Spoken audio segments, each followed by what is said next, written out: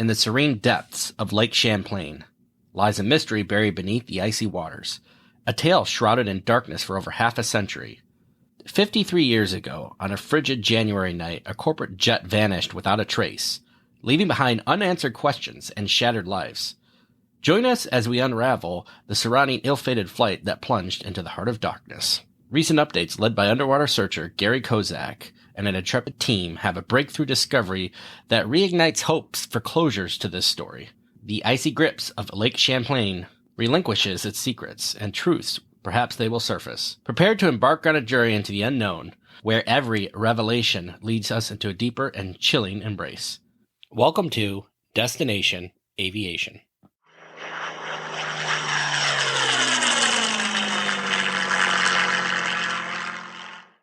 Well. I assume some of you probably thought I was dead. It's been quite a while, my friends, since we had a podcast, and I got a request from someone who's in Washington, D.C. currently, with the movers and the shakers of the world to say, hey, I'm flying back, and can I have a podcast? They like to listen to the podcast when they're flying. I like to provide the podcast when people are flying. Not that it's kind of morbid to think about accidents and issues when you're on an airplane, but, maybe it's a good omen. If you're listening to me on a plane, maybe that just means everything's going to be fine and you're listening to other stuff that went wrong, because let's be honest, it is the safest mode of transportation. But yes, I have been gone, my folks. I've been out of the picture. I would love to sit here and tell you that there was some monumentous thing in my life that changed, and that's why I've been gone. But quite honestly, I've just been being lazy, and I could apologize up front about that, but it has to be a sincere apology. If I've learned anything from my partner in my life, you need to be sincere when you come and you talk about apologizing. So quite honestly, I could have put the podcast together. I've been doing stuff at work. I've been doing stuff in my job. I've been doing stuff in my personal life. I've been flying a lot, and I just haven't had really the gumption to sit down and go through this, but I'm here now and we have some really good stories, and there's been a lot of stuff happening in aviation, so I'm happy to be back. My intention is to probably try to get these out more frequently so people can listen to me drone on and on with this nasally Michigan accent, which I will be going back to Michigan here soon, to my hometown, so looking forward to that. For you that were started listening to the podcast last year, you know that I spent some time traveling around in the northern part of Michigan, stopped by Sawyer Air Force Base, took some pictures, had some fun. So happy to be back here, happy to be having some conversations about aviation and really just get into it. I mean, there's so many things, doors blowing off airplanes. We got FAA reauthorization done. Congress finally did their job. Surprise, surprise. It's just been a whirlwind of activity. Every day I see more and more articles, and my day job is aviation, so I stay very much in tune with everything that's going on. So we have a bunch of stuff to talk about, but as you saw at the beginning of this podcast, I really wanted to focus on the story that I saw that was interesting that came up in Lake Champlain. I don't know if you guys remember when that lake itself was considered a great lake for like a hot second. If anybody has heard the acronym HOME, Huron, Ontario, Michigan, and Erie, that's how you remember all the Great Lakes. They added in a C on there for like a week, which pissed everybody off. And then at the end of the day, it became, it's not a Great Lake because it's man-made. So here we are. Now we've moved forward. They've gotten past that, but now there's a wreck in there, and they found a wreck. And it may be a little bit of our mystery here that we want to talk about. So what have I been doing? Where have I been going? One of the more recent flights we actually went to Madison, Wisconsin. We were told that the restaurant scene is very hot in Madison. So we hopped in the plane, we rolled up there. It was probably my fault. I couldn't find a reservation. It was during graduation week, so there was a lot of people celebrating.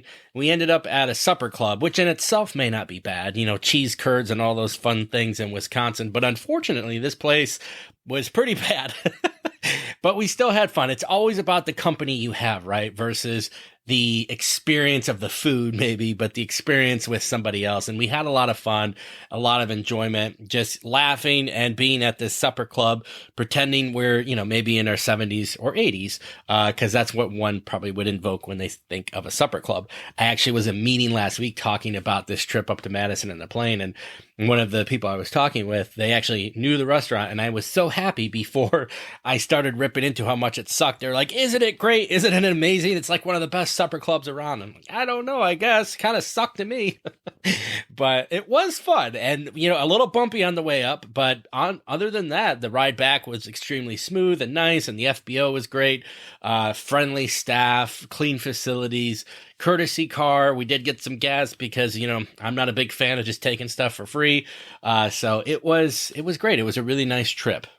So one of the things I've been working on since we've been out, part of my job obviously is advocating for aviation. That's my day job.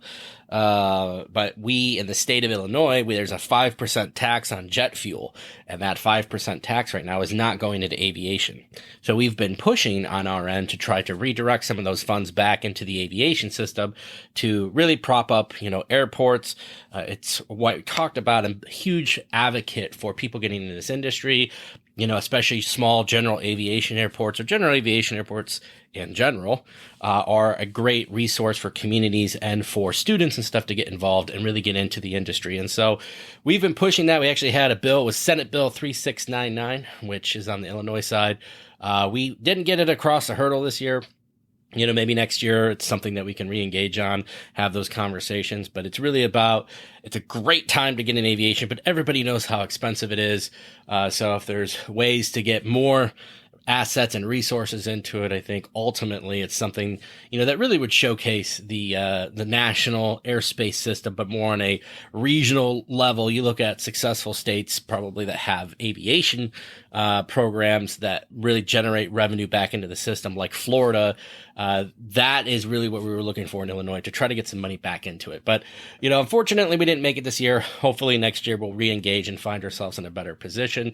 FAA reauthorization, that passed. That's big news. So our friends in Congress finally did their job. It's actually going to generate $4 billion a year in airport improvement program funding, which go into airports across the whole national airspace system. Right now we're at $3.3 billion. General aviation airports didn't get a better entitlement out of this, which is money that it's entitled to it each year. General aviation airports, regardless of their size, whether you're Stark County, Indiana, or Teterboro, you get $150,000 a year in entitled money. The rest of it's discretionary. But pot of discretionary money was increased potentially that general aviation facilities could get out of that pot. So it went from 20% to 25%. And that's not exactly $1 billion. If you're looking at, $4 billion, what it really equates to is there's buckets of money in there, but it's probably somewhere around $700 to $800 million a year, which your local airports can go after for grants to get into the runways and taxiways and lighting systems and potentially hangars and stuff. So some good wins there.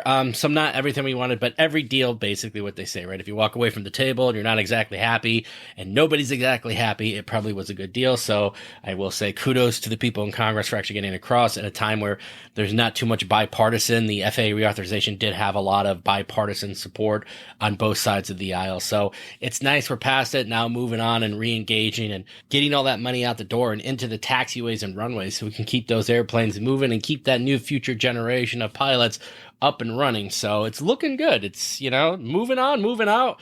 Got some stuff squared away, back into the podcast seat here. Got the whole setup going. I'm really looking forward to it. I'm looking forward to this story. I'm kind of excited. I haven't had an opportunity to be, let's say, artistic. And I know you're probably saying right now, why, geez, Jeff, you nasally accent into this microphone doesn't sound too artistic. But trust me, it takes a little bit. Right now, I'm sitting here actually watching some Canadian colors. I'm waiting for my Bears to come back on. As you know, from last year, I'm not talking about the Sportings team, but I do like to watch the Grizzly Bears up in Alaska eat their salmon out of the river. So I think that usually starts about July. So on top of vacations, getting the podcast back up and running, I have my priorities set, obviously. So it's funny. We touched on the Madison trip where we went to the supper club, but I had another funny story. I had a coworker who bought some beer in Wisconsin. Yes, beer. And now supposedly a special version of Blue Moon. It wasn't just Blue Moon.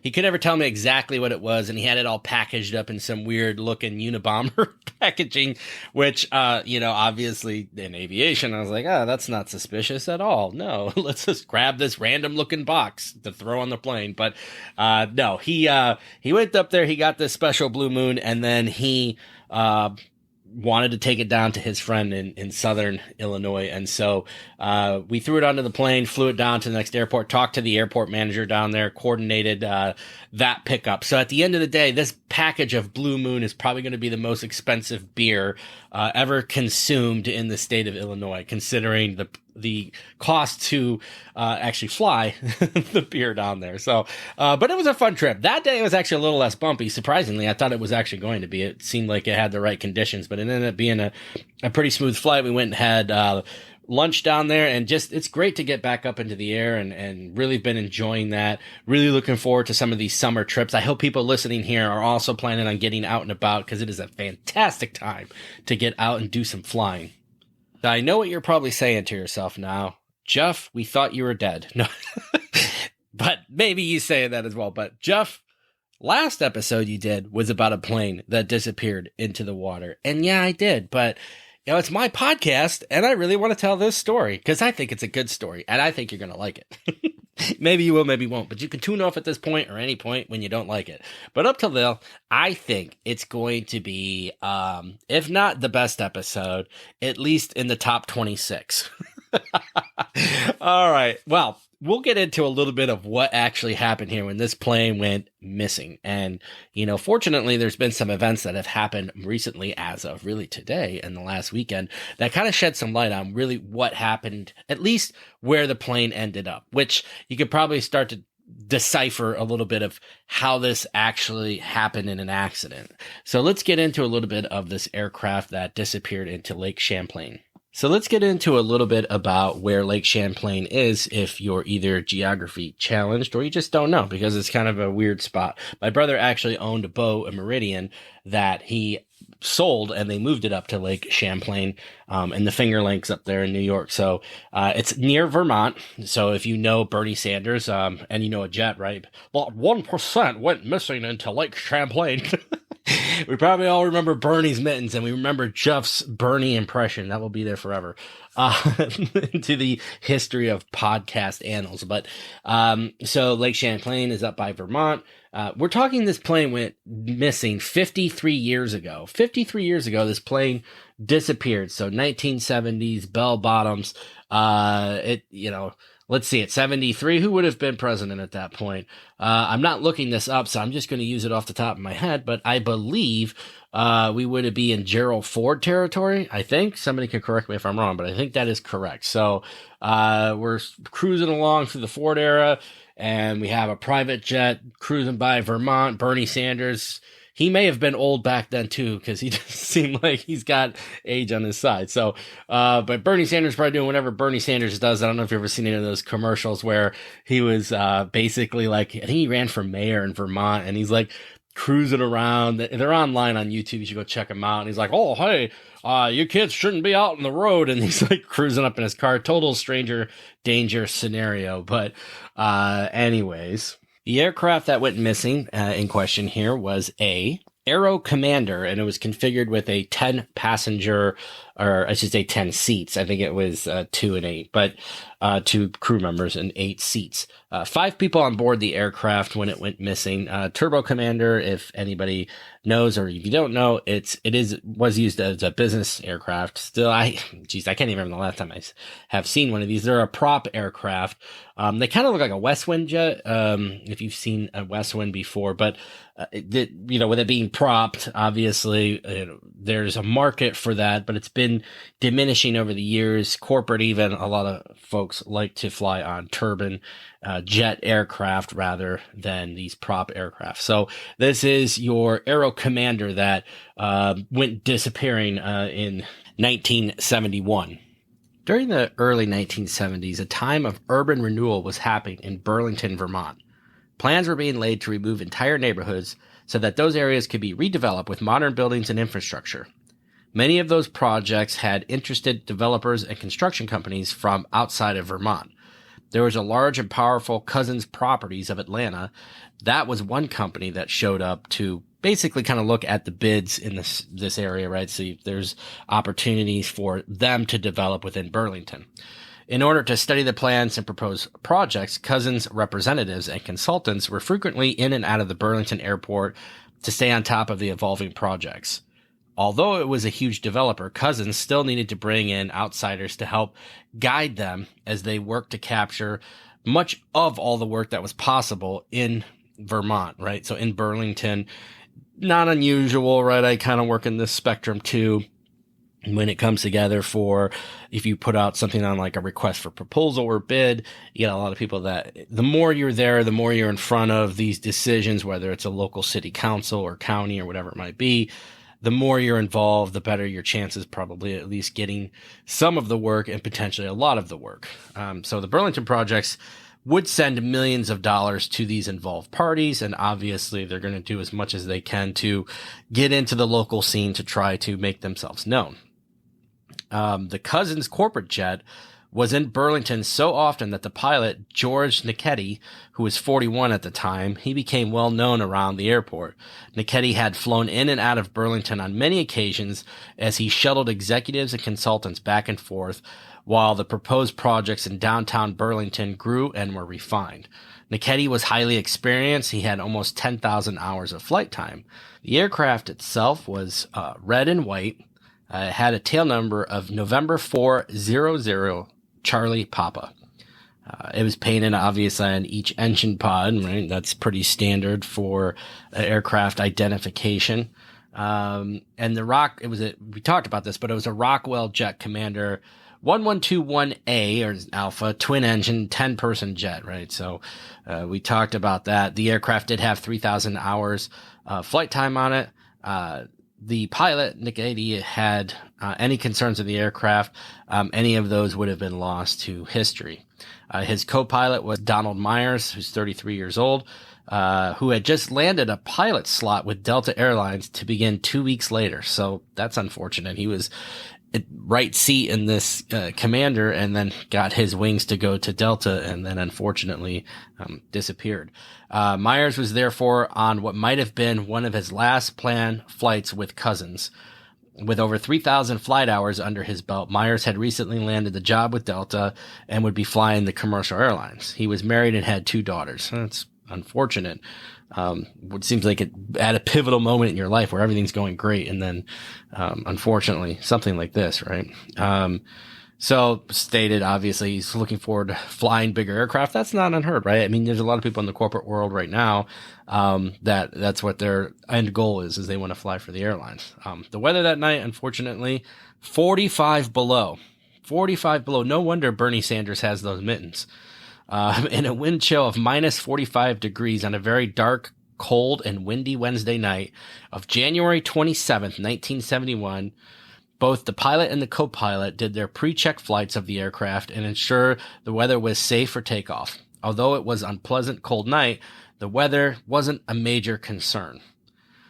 The plane had once been stranded with a flat tire, so the crew routinely kept a spare part on board just in case. That's also not unheard of to see some spare tires laying around.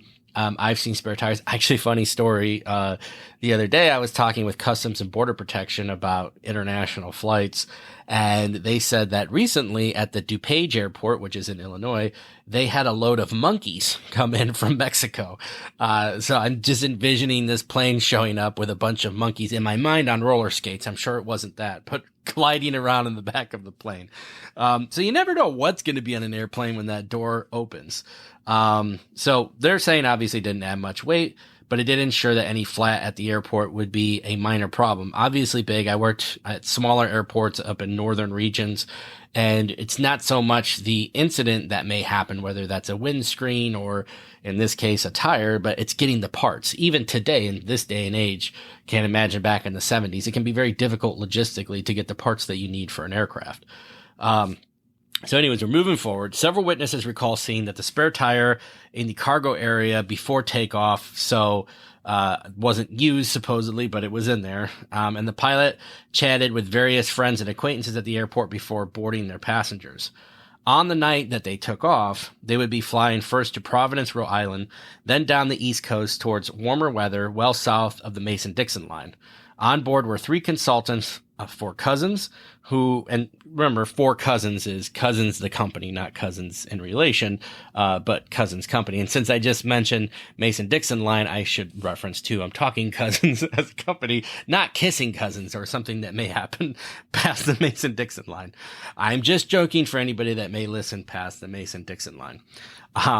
So these people were Robert Randy William III. He was vice president of one of the Cousins subsidiaries. Frank Wilder, who owned a mechanical engineering firm in Jacksonville, Florida. And also on the flight, we had Richard Kirby Windsor, who was with the Wilder Company. With the jet finally ready for takeoff, the crew taxied out into the darkness. Undoubtedly, the crew and the passengers were anxious to get south, get warm, and get home. It was pitch dark with light snow falling and stiff winds. If you remember when we talked about the day the music died, not saying it was as bad. That was a bad night. And, obviously precipitation in the wings caused disorientation, caused a stall, caused an accident. In this case, it doesn't sound like precipitation was as much as a problem as it was just really cold. So with stiff winds at 7:52 p.m., they lined up on runway 33, headed northwesterly out over Burlington's North Avenue and Ethan Allen Tower. Their flight plan was to take them over Lake Champlain, where they would make a long left turn towards the southeast and Rhode Island. Coming out of their turn, the plane would generally pass over the Shelburne area. It was going to be a rather routine flight. I should pause and just say the Burlington airport's interesting. I know some people that work up there.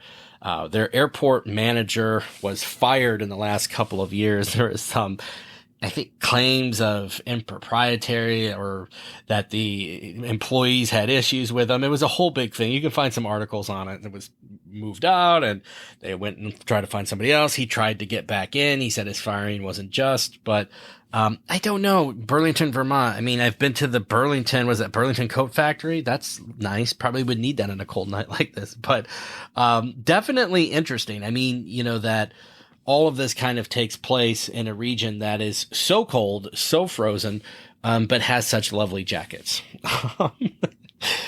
We take off from one. Now, okay, I would go back and erase this, but I'm just going to say, it's been a little bit of time since I did this. So if I say one-way 33, what I really mean is runway 33. So let's not get too much into how I'm talking here. But so the aircraft takes off from runway 33 and is never heard from again. Watching on the radar screen, the air traffic controller in the Burlington Tower soon spotted the jet beginning its left turn before requesting permission to do so. The controller said, "Okay, I see the left turn." The radar at the airport continued to sweep in circles, and on one sweep painted the jet during its turn over the middle of the lake. About 4 minutes after takeoff, the radar seemed to indicate that November 400 Charlie Papa was slightly northwest of Juniper Island. Controllers then heard what appeared to be an open microphone for a few seconds. November 400 Charlie Papa had never been seen or heard from again. The next morning, the Vermont Civil Air Patrol, I just talked to the Civil Air Patrol today. They stopped by the office. We're doing a Rock the Run 5K event here coming up. If anybody's interested, stop by Chicago Executive Airport coming up here on, let's make sure that I get this right. I believe it's June 27th. I should know right off the top of my head, but I don't. So I did lie to you. It's June 29th. June 29th. We can still register if you want to run on the runway. But we have the Civil Air Patrol putting one of their aircraft out. So anyways, just reminded me of that. There's this guy who stops by. He's 94 years old. His name's Charlie Boyle. He runs or did run. He's still very influential with the Civil Air Patrol, but he says that if you're going to make it in the world, you have to have a solid handshake, a firm handshake, look somebody in the eye, and always have a plan. So I think those are good rules, probably for the most part. But I always have to remember to shake his hand vigorously because I don't want to be left in the cold from the Civil Air Patrol. But on this day, the Civil Air Patrol with the Vermont Aeronautics Commission began multiple searches to find the plane. If you know what the Civil Air Patrol do, right? Typically, they're looking for ELTs. We had our story in Alaska, ELTs being mandatory, right? We're still in that period where they're not. But that's typically what they are doing now. Emergency locating transmitter. That's what the Civil Air Patrol is going up and looking for. As the night before, it was very cold that morning with the remaining open water over lakes rapidly freezing over. It was clearly a race against time to find floating debris, a fuel slick, on the water before the lake sealed over with ice for the season. A few possible clues were called in to authorities, including one report of skid marks on the ice that ended at the water's edge. A possible fuel slick was spotted in New York waters, but proved to be unrelated. Investigators studied the airport radar tapes, but they proved to be little value. The plane had been airborne for such a short time and so low that there was no reasonably good radar hit.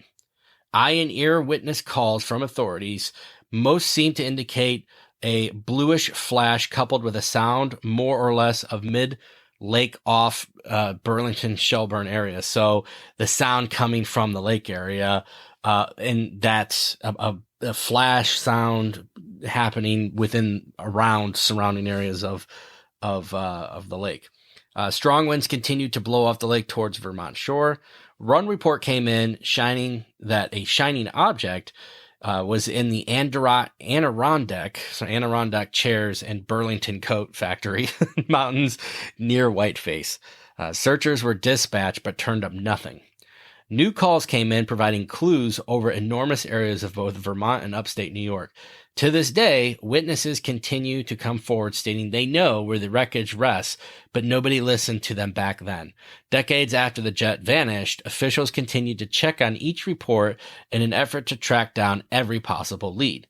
The U.S. Air Force flew in 2 RF-4 Phantom fighters with special infrared cameras and film. They attempted to film the bottom of the lake using their classified gear, but nothing was found. 2 submarines were brought in to participate in the early weeks of the search, but unfortunately, the lake's ice and extreme weather defeated both attempts, and neither sub made it into the frigid water. Other than the flight plan and one solid radar hit, the clues had been extremely few. The very best evidence surfaced in the ice of melting lake in April, showing that the plane's disappearance and following of it, an oxygen tank, an armrest, a landing wheel showing major damage, and a hatch door were found off the shore of Shelburne Point. Many portions of fuel-soaked insulation, foam, seat cushions were found along the shoreline of the point. Eventually, some small pieces of carpet were also found. These items were recovered from the ice but provided no meaningful clues as to what happened or where the remainder of the plane would have been. Now, we just got to sprinkle in here a little bit of a conspiracy theory because we talk about if there's conspiracy theories, if theories abound. We know we talked in the past about the flying saucer episode. In this case, a suspicious person might think that there is a conspiracy theory here. All the files for this aircraft incident, and I will say the first, I had issues finding files myself online researching this from every single state and federal agency, have never been able to locate their portion of the file for the disappearance of November 400 Charlie Papa. The FAA did locate and provide a copy of the registration file for it, but obviously it contains pretty much no information of the crash itself. So it is interesting for everything to go missing. I had not seen that yet in an accident investigation, so it is curious that everything went missing, but who knows? Now, what we want to talk a little bit about here is how we get into the next stage of this incident and really the news that came out more recently. So, as we get into this, our future date here and now, news articles come out and broke that in May, images were taken basically from sonar in the Lake of Champlain that said, hey, we think we found the aircraft. So 53 years after the private plane carrying 5 men disappeared into the snowy Vermont night, experts believe that they have found the wreckage of the long-lost jet in Lake Champlain. The corporate jet disappeared shortly after departing Burlington Airport, as we talked about. This was en route to Providence, Rhode Island. The initial search, as we know, for the 10-seat jet commander turned up no wreckage, and the lake froze over 4 days after the plane was lost. So the plane goes down, disappears, and the lake froze. There were 17 searches that happened between then and now, and none of that turned up anything beyond what we talked about before along the show line. Underwater searcher Garry Kozak and his team, using a remotely operated vehicle last month, found the wreckage of a jet with the same custom paint job scheme in the lake close to where the radio control tower had lost the track of the plane just before its disappearance, which is weird, right? If you know the proximate location, kind of goes to the reports we heard in the other articles that we just read about people said they knew where they were. And if it's pretty close to the radar sweep, it is interesting that it weren't able to find it. But sonar images were taken of the wreck 200 feet below the surface. I'm going to be the first one to say I did not know Lake Champlain was that deep. I had really no idea it was that deep, especially for being a man-made lake. So with all those pieces of evidence, Kozak's team is 99% absolutely sure this is the plane, which I would say with the custom paint scheme that it has, that makes a lot of sense. The discovery of the wreckage obviously gives families and victims some closures, but a lot of unanswered questions. Obviously this is opening up old wounds and questions. Relatives are grateful and relieved that the plane has been found. The discovery opens up more questions about this accident. So basically quoted here from the pilot's family, to have this found now is a peaceful feeling. At the same time, it's a very sad feeling. She would be niece of the pilot, George Nicetti. We know what happened. We've seen a couple of photos. We're struggling, I think, with that now. Frank Wilder's father, Frank Wilder, was a passenger on the plane, spending 53 years not knowing if the plane was in the lake or maybe in a mountainside area, something that was distressing. Who now, they're saying, again, I'm feeling relieved that I know where the plane is, but unfortunately it's opening up other questions and we have to work on those now. When the ice melted in spring of 1971, we talked about this, debris were found on Shelburne Point.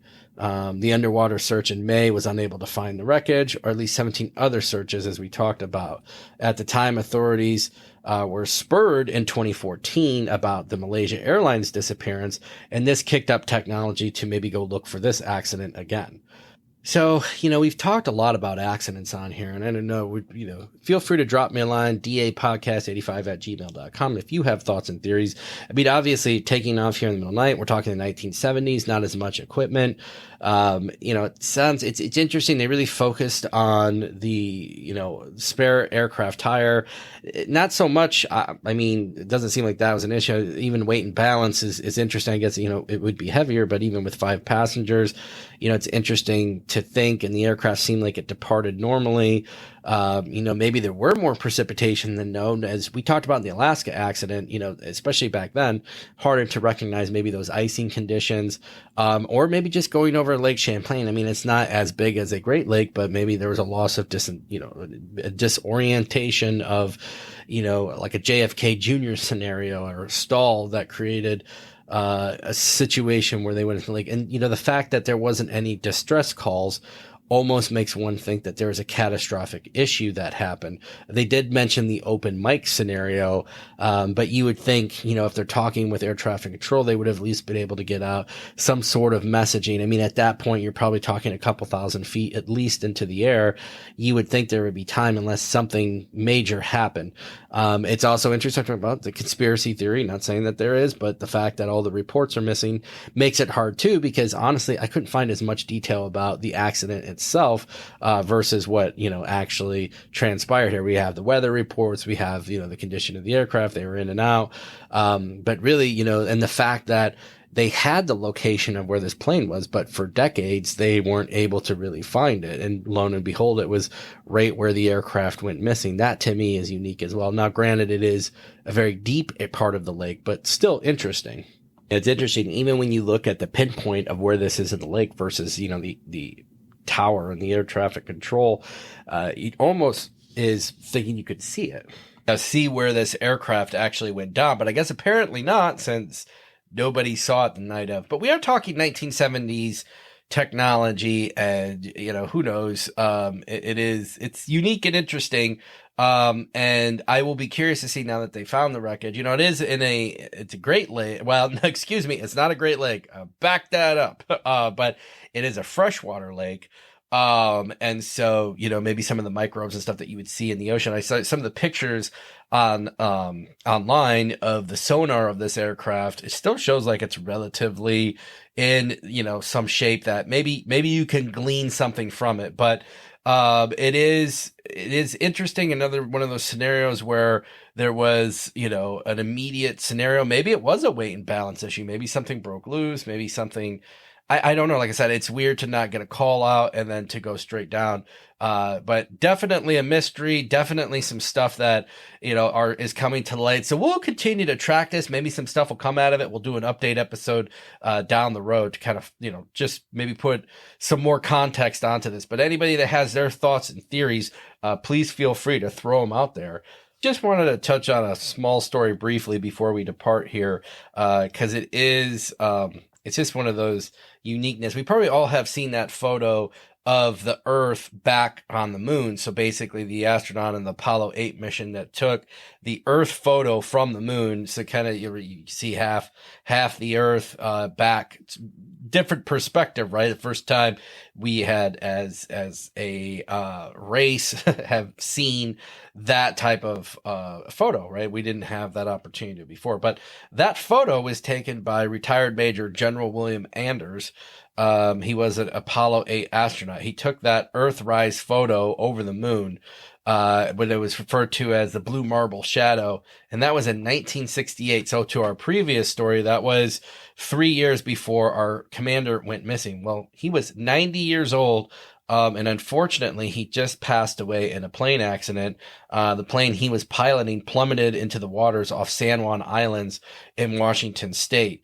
It sounded like, from witnesses on the ground that his aircraft, which is a Beech A-45, went straight into the water, at about 11:40 a.m. And that was after what appeared to be an aerobatic move. So, just unfortunate, a lifelong, of flying, but, I'm sure he went the way, at least doing something that he enjoyed. So a lifelong aviation enthusiast, spent time in outer space, and then unfortunately at the age of 90 passed away when his aircraft crashed.